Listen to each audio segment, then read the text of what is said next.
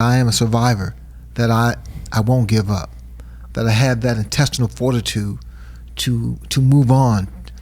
If someone tells me I can't do it, I will do it. I will find a way to do it. This is Entrepreneurs the Playbook, where I give you access each week to the world's greatest athletes and executives about their personal and professional playbook and what has made them champions on and off the field. This is the Playbook. This is Dave Meltzer, CEO of Sports One Marketing, here with Entrepreneurs the Playbook. And I've almost feel guilty because I think I've left so much content on the table because you're such a wonderful person. But I'm here with the champ, Sugar Ray Leonard. And what a treat it is, because I'm not going to talk too much about boxing. I really want to get to the conversations that we've been having about life. And so let me take it a little bit farther back. I know one story about you, that you actually had to lie about how old you were so you could begin your amateur boxing career. There's a certain boldness about that. You know, when you're 16 or 17, to lie about your age so you can compete in a world platform. Where did that boldness come from, that confidence come from? I was always optimistic, determined, focused. I never, if you told me I couldn't achieve, I would achieve. Going back to 1972 Olympic trials, I was 16 years old, and I said I was 17. So I figured that was just a little white lie, and didn't think much of it. But it proved to be true because I wasn't as experienced at that age. So I lost in the quarterfinals. Okay, and moving through your career, you had many different opponents, many different weight classes. I think you're the first person to win 5 different weight classes. You've won over $100 million in purses, but you really don't think of yourself as the most talented boxer or the strongest or fastest boxer. What is the characteristic that made you the world's greatest? I displayed heart. I displayed brilliance. I displayed intelligence. I displayed being a winner. I never gave up. That was, I don't know, it was always inside of me. I believe I got that from my mom, who's she's an incredible woman, raised 7 kids, and my dad. My dad was not educated. He dropped out of school, I believe, in the 5th or 6th grade maybe, but he had a heart, and he provided. And I took that gene. I had that gene. I had that intestinal fortitude. Yeah, and you could see it throughout your entire career, inside the ring and outside the ring, because everything outside the ring wasn't always easy as well. Let's talk about your dad for a moment, because I know your dad just passed. Yes. And what did he pass of? My dad was 95. He just old age. Your age, yeah. My father, back in the Olympic, when I came home from the Olympics with the gold medal, I was going home to rest up and then attend University of Maryland, further my education. My dad went to a coma because he was a hardworking man who didn't take care of himself naturally. Okay. But he was fading, and I asked my mentor, James Morton. I said, how can I make fast money? Because we didn't have money. And he said, turn pro. I didn't give it a second thought. I turned pro. I made the money to help him get for the hospital bills and what have you, to allow him and my mother to retire from their hardworking jobs. And that was a beautiful thing. He woke up. He became strong, he was happy, and he was proud of me. And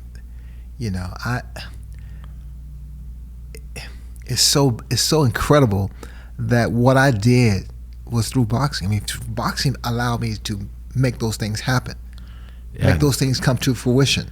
Right, and he lived to 95 years old, and it always makes you wonder, if you didn't have those opportunities and options to be able to help him, what your own father's life would be like. And you and I share so many similar things. Right. My dad just passed as well, and I always tell a story how my father, who wasn't there for me as a young age, we became closer older. And it happened when I was 30 because I was bitter with my father since I was 10, not only because he left when I was 5, but he forgot my birthday. And then because he felt so bad, because I'm older now and a father, I know he projected his insecurity and he told me, Dave, don't worry because I don't believe in birthdays.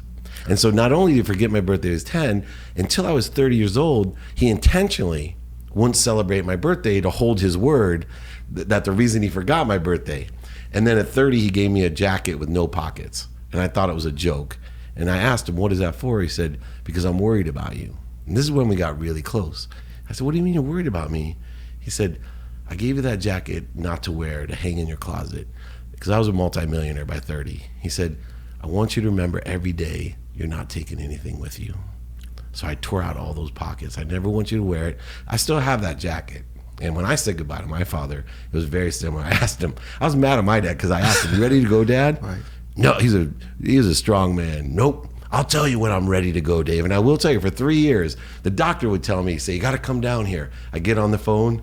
They thought he was going to pass. I'm not ready to go. Don't worry.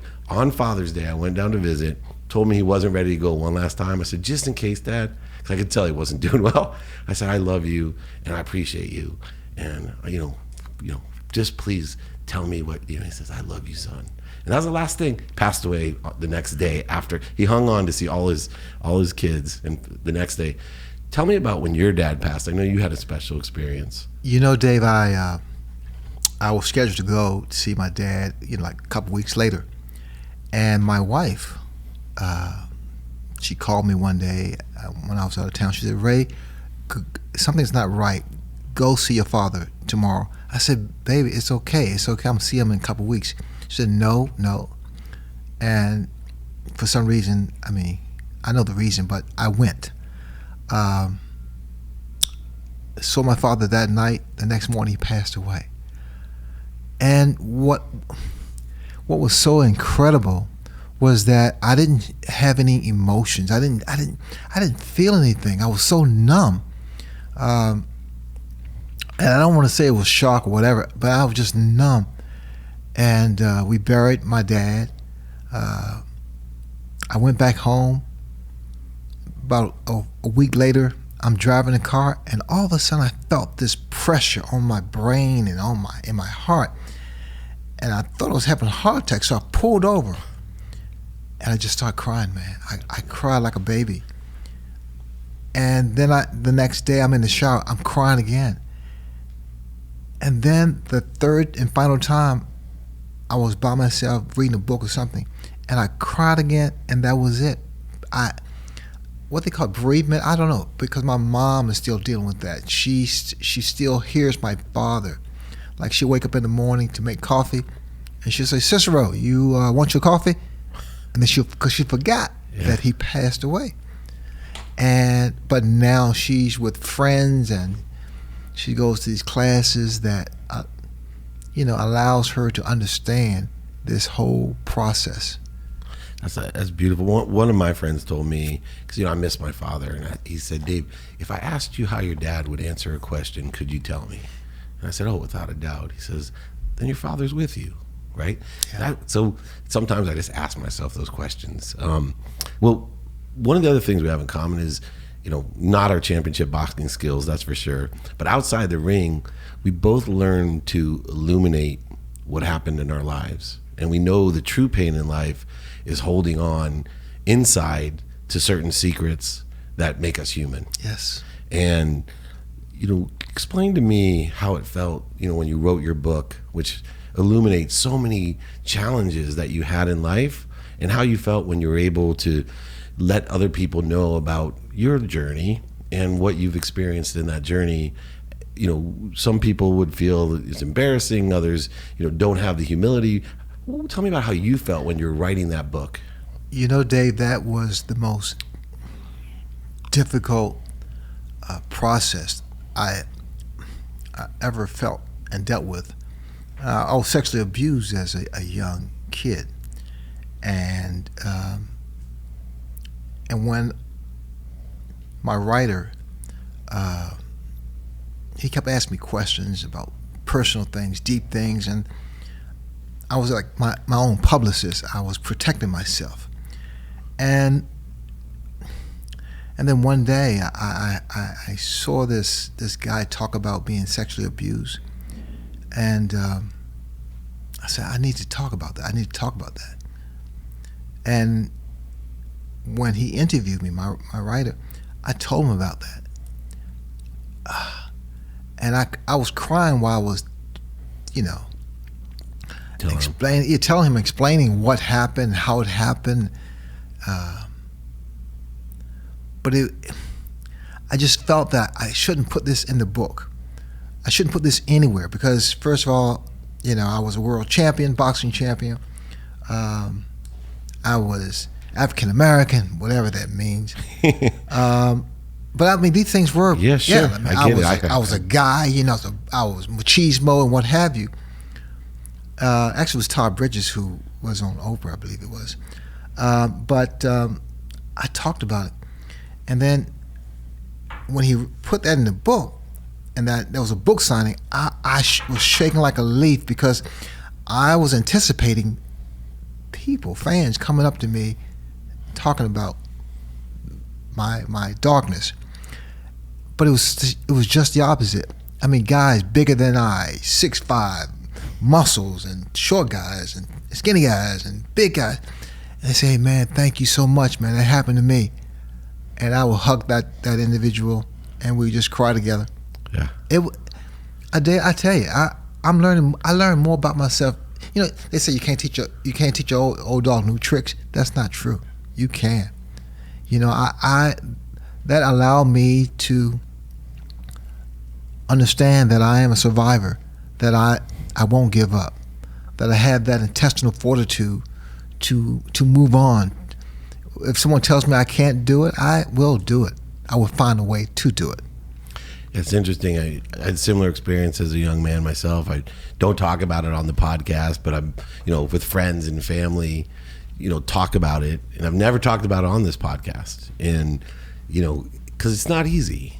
Things happen, but things happen in life to you that make you stronger. Right? I was sharing the lesson to my mom that, lessons are miracles, which always made me grateful for when things happen that taught me a big lesson. She would say, what did you do to attract this in your life, and what are you supposed to learn from it? And all the different things that happened to us, from that young experience to older, how we might actually get involved with alcohol or drugs later on in life because we're hiding, right? We have this whole. Why do you think human beings, and this is more on the entrepreneurial side because I see it all the time, why do you think that we try to fill these voids, or we're so self-destructive, and instead of dealing with and processing the real problems? You have to, for me, surrender. You have to let out what is bothering you. You have to let out that pain. You have to talk about it. You have to vent. I found out that the more I released, it made me stronger. It's smart. I mean, the things that I've done back in the 80s, the cocaine, the alcohol. I'm 11 years sober. Because I never thought that I could have fun unless I was drunk or on drugs, and I don't project that. People look at me and say, "No, he wouldn't drink," right? Yeah. Just like as a fighter, I'm so opposite of being a fighter. I'm non-confrontational. I'm shy. Right. I don't like to hurt people. That's amazing. But I'm all those things, but outside the ring. And once I accepted, once I surrendered, once I took charge of my life, because you have to take charge in everything. You have to be a fighter. You definitely have to be a fighter outside that boxing ring to achieve what you want or what you desire or what your passion is. And I try to instill this in my kids, and it's hard because it's coming from me. Right. Like I said, hey, I tell my kids, I said, you smoke marijuana, that's going to lead to something else. Nah, yeah. Because they look at me like, what do I know? I said, I was your age at one time. I was 16 one time. And they look at me like, you were never 16. Right. You know? And if it was so long ago. Oh, yeah. And all now there's slang and all this kind of stuff. I don't know unless I, go social media. But I really try to give, I always do. I give my heart. When I'm talking to you, Dave. From your soul. Yeah, for sure. Yeah, I can feel that. How do you explain to people, because I try my best, when I surrender, when I live with radical humility, when I put faith into the things that I want in life, not the things that I don't want, when I actually surrender, that's how I get control of my life. And can you give me a shot at explaining to the audience, how does that work? First and foremost, like I said earlier, you must want it, but you must be open to take advice, but also to work towards it. There's no shortcuts in life. There's no shortcut in business. Whatever I wanted to achieve, I could achieve. And even if I didn't get there, there's always tomorrow. And I tell people to dream the dream. Because your dreams are the window to your future. Your goals are the vehicle that takes you there. You take away those dreams, you're stuck in a room without windows. You take away those goals, you don't have a map to get to your dreams. Don't ever stop dreaming, because people will tell you for various reasons why you can't do those things. Don't ever give up. Continue to fight. Yeah, and that's the combination, I think, that make true champions. Been blessed to be around so many of them, but it's this combination of being an extraordinary dreamer, an optimist, combined with John Assaraf, one of my mentors. He says the law of Goya, right? The law of getting off your ass.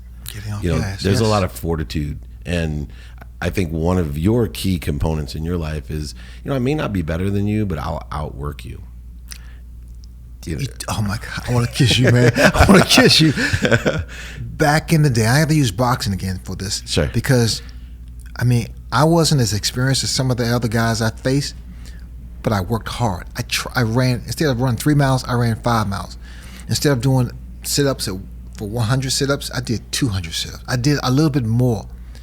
And I tried to instill in myself the education, the knowledge that will give me a better chance, a better opportunity to win. It's amazing because you're a person. I was with Ray Lewis, and he looked me in the eyes. He said, I'm not faster, stronger, etc. Then, I'm like the lion. I'm not the biggest one in the jungle, not the strongest, the fastest. But I'll tell you, when I stepped on the field, and he looked me in the eye and grabbed me, and he said, I was willing to die. Yes. Right? And he meant it. Oh my God. Now, you're not an aggressive person, but you're in one of the most aggressive, not only periods of boxing, but that's the most aggressive sport of our time. Mm-hmm. And there's some brutal things today that are different, but it was the most brutal sport. Where did the courage come from? Because you weren't out there like Mike Tyson. When I talked to Mike Tyson, he said, I can't box today because I don't have it in my heart to hate. And he fought off of hate. You're not a hater, right? He literally fought because he just was angry and mad and wanted to hurt someone, and you could see it the way he fought. Like a brawler. You were an artist. But you still knocked out 50% of the people you ever saw. Most fighters need to create this aggression, to train hard, to go to training camp and be a beast. I am more, I choreograph my fights. I kind of find weak points, strong points, and what have you. Then I utilize that. And from a cerebral standpoint, I take advantage of understanding what makes you tick, what makes you upset, this and that, and I do that. But I've always been that way because Muhammad Ali has always been my idol. Sugar Ray Robinson, Bruce Lee, Elvis Presley. Nice. Because they were great. They were bigger than life, and I wanted to be bigger than life, and I did whatever it took, Dave. Whatever it took or required, I would do it. You remind me of Tony Gwynn. I have a saying, be more interested than interesting. And I like that. When I was young, Tony was blessed. He had the San Diego School of Baseball, and he would sit there on an old Betamax machine with a green screen and watch the tape, and go back and forth and watch exactly where the pitcher's release was. The old Betamax machine. Yes. And he would look at me, and he would always say, this is where I beat everybody, Dave. He said, I know where the ball's coming, so statistically I'm going to hit the ball. I know where it's coming because I'm studying. I'm, really working hard here. I'm studying. How much did you study? It sounds like you had so much knowledge, not just physical knowledge, but psychological knowledge that you would get in someone's kitchen. You'd have been a great golfer, for example. I'd hate to come down like Tiger and play you because you know exactly what to say. How much was it, the mental aspect of what you did? Huge. I mean, when I faced Marvelous Marvin Hagler, that was one.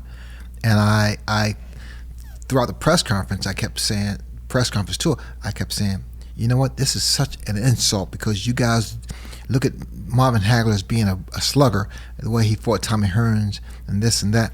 I said, this guy's a better boxer. I kept saying that, kept believing that. The last press conference we had, the last thing he said was that I may surprise all of you. I may outbox Ray.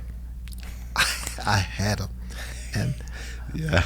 He's fighting your fight now. Sorry, Marvin. Yeah, that's all right. he forgives you. Now, you're very philanthropic, and you've learned through surrendering to give back. And diabetes and obesity are two of the key issues that you give back with. What motivated you most to get involved? You obviously give to so many, but to focus in on those two issues, what was the purpose or reason behind it? That's just who I am. My wife and I started 9 years ago, and diabetes, because my father diabetic, and one of my best friends, he called me years ago and said, Ray, you're not gonna believe this. I am type 1 diabetic, and I was like, type 1. This guy was, he was the perfect specimen of physical fitness. Or his kid, he said, my kid just, now she diagnosed as being type 1 diabetes or type 2. And back in the day, years ago, in other words, it was called juvenile diabetes. Right. And now what has happened, it's type 1, type 2, because now you can become diabetic at any age now. At any age, at 15 or 12 or 1 or 2, it's a horrendous disease. And because I'm blessed, Dave, I reciprocate. I give back. I make a difference.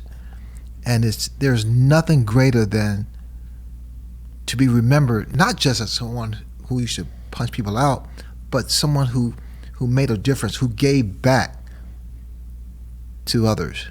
That's a beautiful thing. Yeah, that is. And I'm humbled by that. Well, I'm humbled by you.